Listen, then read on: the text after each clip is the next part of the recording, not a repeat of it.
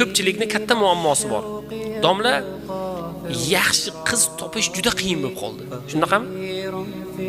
Yaxshi qiz, soliha qiz topish juda qiyin bo'ldi. Men 2 yildan beri o'g'limga kelin qidiraman. Men 1 yildan beri, men 4 yildan beri, men mana shu masala bo'yicha mana o'g'lim ajrashdi degan masalalar aytamiz. Soliha qiz topish aslida oson.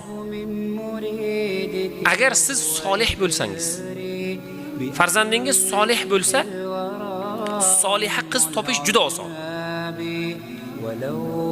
Chunki Alloh taolo har bir insonni, har bir narsani juft qilib yaratdi. Uni jufti bor. Siz soliha qidiryapsiz, topilmayaptimi? Lekin o'g'lingizni jufti unaqa emas-da. O'g'lingiz yoki o'zingiz unday emas. Unday oila emassiz. O'g'lingizni solih qilib, o'zingiz solih bo'lib turing, Alloh taolo ro'parangizga oyog'ingizni oldiga keltirib qo'yadi.